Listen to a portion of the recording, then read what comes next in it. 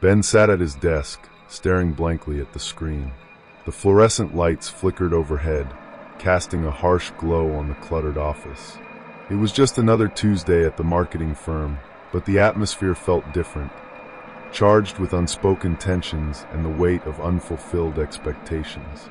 His project had consumed his life over the past month. Late nights blurred into early mornings, and the pressure from his boss felt relentless. Just yesterday, they received feedback from a crucial client, and it wasn't good. Another round of revisions awaited him, and he could already feel the knot of anxiety tightening in his stomach. As his co-workers celebrated a successful pitch for another team, Ben felt like an outsider. Laughter filled the air, a stark contrast to his internal chaos. He forced a smile as he passed by, but inside he felt isolated. The pressure to succeed weighed heavily on him. "Ben, can you come in here for a moment?" His boss's voice cut through his thoughts, summoning him to her office. He nodded, steeling himself for yet another critique. "Sit down," she said, her tone clipped. "We need to talk about the campaign.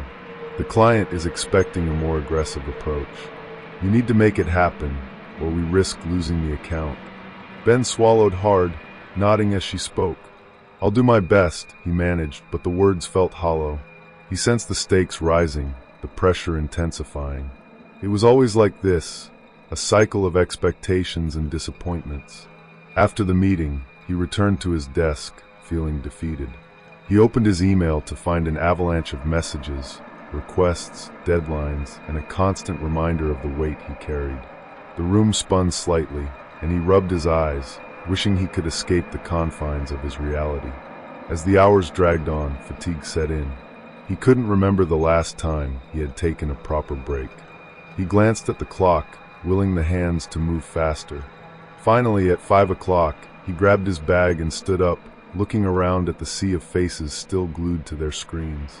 The thought of being trapped in the office for another minute was unbearable. Stepping outside, the cool evening air hit him like a wave. He took a moment to collect himself before heading to the street. He needed to unwind, to forget the day's burdens. The city buzzed with life, and he longed for the energy he once cherished. He waved down a yellow taxi, grateful for the brief escape. "Take me home, please," he said, resting his head against the cool glass of the window. As the taxi pulled away from the curb, Ben felt the weight of the day settle deeper into his bones. The rhythmic movement of the car was soothing, but beneath it lay a current of unease. He glanced at the driver in the rearview mirror, a middle-aged man with a weathered face and kind eyes. "Long day?"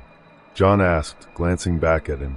"You could say that," Ben replied, forcing a smile. "Just one of those days." "I'm beat." John nodded in understanding. "I get it. Everyone has days like that. You're not alone in this city." As they navigated through the chaos of Times Square, something strange began to happen. With each block they passed, a wave of emotion washed over Ben, an inexplicable sadness, a flicker of joy, an undercurrent of fear. He sat up, confused, as images flashed in his mind, fragments of lives intersecting with his own. "Are you okay back there?" John asked, noticing Ben's sudden change in demeanor. I think I feel something," Ben stammered. "It's like I'm experiencing everyone's emotions." "What's happening?" John chuckled, but there was a hint of intrigue in his eyes. "Welcome to New York. It'll do that to you sometimes." But Ben wasn't merely feeling the city's pulse. He was absorbing the burdens of the passengers who had ridden in the taxi that day. Each time they stopped at a light, he felt different. Heartbreak, anxiety, hope. It was as if he were living their stories, each emotion layered over the last, creating a symphony of human experience. As they turned onto a darkened street, a chilling wave of dread enveloped him. His heart raced.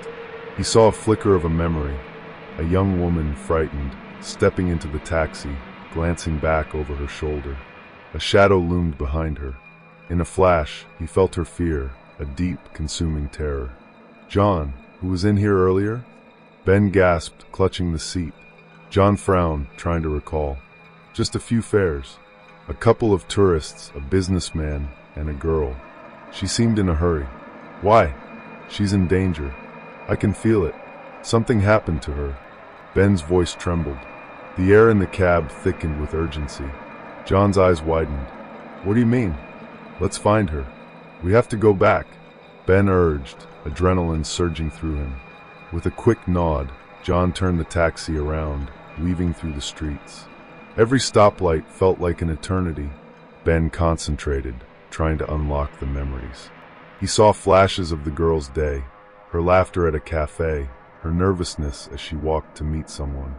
Then a chilling image of her alone, confronted by a dark figure. Head to Mercer Street. She was last seen there, Ben shouted. They arrived at Mercer Street, and Ben's heart pounded in his chest. He spotted a flicker of movement down an alley. There! John, hurry! They jumped out of the taxi and sprinted toward the alley, the sounds of the city fading into a distant hum. Ben's instincts guided him, pushing him forward. They turned the corner, and there she was, a young woman backed against the wall, trembling as a figure loomed over her. Hey! Get away from her! Ben shouted, stepping forward. The figure turned, surprise crossing his features. It was the assailant, eyes cold and calculating.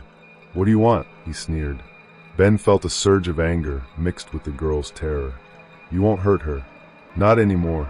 He charged, fueled by the emotions he had absorbed, feeling their power course through him. John stepped in, grabbing the assailant's arm, surprising him. You picked the wrong girl tonight, he growled. Together, they forced the man to the ground, holding him until the police arrived. As the sirens blared and the darkness began to lift, Ben stood beside the girl, relief flooding over him. You're safe now, he said softly, and for the first time, he felt a warmth spreading through him. What just happened? She asked, eyes wide with shock. I don't know, Ben admitted, looking at John, who nodded knowingly. But I think I can help. I can see what others can't. In the days that followed, Ben embraced his newfound ability. Each taxi ride became an opportunity to heal, to understand, and to assist those he encountered. The city buzzed with stories, and he became its silent guardian, unraveling mysteries one ride at a time. One evening, as rain drizzled down the windows, Ben picked up a businessman named Alan. As they drove through the slick streets, Ben felt an overwhelming sense of regret emanating from him. Everything all right? Ben asked, trying to gauge the man's emotions. Just work stress, Alan replied, but Ben could see through the facade. Memories flooded him. Alan's daughter, sick in the hospital, his fear of losing her, the desperation in his eyes. Your daughter, Ben said carefully. She needs you. Alan's head snapped up, surprise crossing his features. How do you know that? I can feel it. You're worried about her. Alan sighed, his defenses crumbling. I lost my job a month ago. I don't know how to pay for her treatment. Ben's heart ached for the man. Let's figure something out, he urged. I can help. Help how? Alan asked, skepticism in his voice. I don't know yet, but let's talk about it, Ben replied, feeling a spark of determination. Alan looked at him, vulnerability breaking through his exterior. I've been so caught up in work that I forgot what really matters. My daughter, she's my priority. As they drove, Ben listened, guiding Alan through his fears and regrets. They brainstormed ideas for fundraising, and by the time they reached Alan's home, a glimmer of hope flickered in his eyes. Thank you, Alan said, his voice steadier. I didn't think I could feel better tonight. You're not alone, Ben reminded him, feeling the connection solidify. The taxi continued to be a vessel of healing. Each passenger brought a new story, a fresh wave of emotion. Ben's connection with the city deepened, transforming the way he perceived his life. One night, he picked up Lisa, the young woman from earlier, and recognized the sorrow in her eyes instantly. She slid into the back seat, her shoulders slumped, the weight of grief evident in her expression. Where to? Ben asked, but she didn't respond immediately. He could sense the storm of emotions swirling around her, grief, loss, despair. Just drive, she whispered. As they drove, the silence enveloped them. Ben felt her pain, each heartbeat echoing the memories of her late friend. Finally, he couldn't hold back. Do you want to talk about her? Lisa's head snapped up, tears shimmering in her eyes. I don't know if I can. It's okay, he replied gently. You're not alone. I'm here to listen." She hesitated, but then began to share stories of her friend, their laughter, the adventures, the dreams they had woven together. Each word was heavy with loss, but with every story, Ben felt the weight lift, if only a little. "I miss her so much," Lisa choked out, tears streaming down her cheeks. "I didn't get to say goodbye." "You can still celebrate her," Ben encouraged softly. "Remember the good times. Let her memory guide you." As Lisa spoke, Ben felt a shift in her energy, a flicker of hope amidst the sorrow. They drove through the illuminated streets, and he guided her through her grief, helping her find solace in shared memories. By the time they reached her destination, Lisa's expression had transformed. "Thank you," she whispered, her voice steadier. "I didn't think I could feel better tonight." Ben smiled, a warmth filling him. "You're stronger than you know." As the weeks passed, the weight that once burdened Ben began to lift. He found purpose in the chaos of the city, each ride revealing a new story, a new connection. The taxi transformed into a sanctuary, a space where healing and empathy flourished. One night, as they drove through the twinkling lights of Manhattan, John turned to Ben with a knowing smile. "You've changed, you know that?" Ben chuckled, warmth spreading in his chest. "I guess I have. I'm finally seeing the city for what it is, full of stories, pain, and joy." "Just remember, you're not alone," John replied, glancing back at him. "We're in this together." As they continued down the bustling streets, Ben felt a profound sense of belonging. The taxi rides were no longer mere journeys. They were opportunities for transformation, for him and for those who stepped into his cab. One evening, he picked up a group of friends celebrating a birthday. Laughter filled the cab, and for a moment, Ben basked in their joy. The energy was infectious, reminding him of the lightness he had long forgotten. "Tell us a story," one of the friends exclaimed, a playful challenge in their eyes. Ben smiled, feeling the urge to share. "All right, let me tell you about a girl who found her strength through grief." He recounted Lisa's story, the journey of healing they had shared, the power of remembering those they loved. As he spoke, he noticed the laughter fade, replaced by a reflective silence. He saw the emotions flickering in their eyes, resonance with their own experiences, the universal truths that bind them all. When they reached their destination, the friends thanked him, their expressions thoughtful. "You really do make a difference," one of them said. "Thank you for sharing that." Ben waved them off, a soft smile on his face. "Thank you for reminding me of what it means to connect." As the city pulsed with life around him, Ben felt a sense of fulfillment he had never known. The taxi had become a sanctuary for both him and his passengers. Each night, he drove through the ever-changing landscape of New York, feeling like a part of something greater, a tapestry woven from the threads of countless lives. The lessons he learned weren't just about healing others, they were about healing himself. He discovered the importance of vulnerability, the strength that comes from sharing pain, and the joy of lifting others up. One evening, after a particularly moving ride with an elderly woman sharing stories of her late husband, Ben returned home feeling lighter than air. He sat on his bed, reflecting on the transformation he had undergone. He had entered this world as a weary office worker, lost and overwhelmed by the pressures of life. But now he was more than that.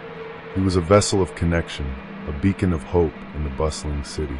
The burdens he had once carried transformed into sources of empathy, allowing him to touch the lives of others. He realized that in the heart of the city, amidst the chaos and the noise, he had finally found his home. As the moon rose high above the skyline, casting a silver glow over the city, Ben closed his eyes and took a deep breath. He felt gratitude wash over him, a deep appreciation for every story, every ride, and every connection he had made. The city continued to pulse, a living entity filled with stories waiting to be told. And as he prepared for another night behind the wheel, he knew he would embrace each moment, each emotion, and each soul that crossed his path. In the end, Ben had discovered that the heart of the city was not just in the buildings or the streets, but in the people, their struggles, their joys, and their stories. He had become a part of that heartbeat, and in doing so, he had finally found his place in the world. And as the taxi roamed through the night, Ben knew that he was no longer alone. He had discovered the beauty of connection, the power of empathy, and the strength that lies within the human experience. Together, they were weaving a tapestry of hope, a reminder that in the chaos of life, we are all connected, sharing the burdens and joys of the journey together.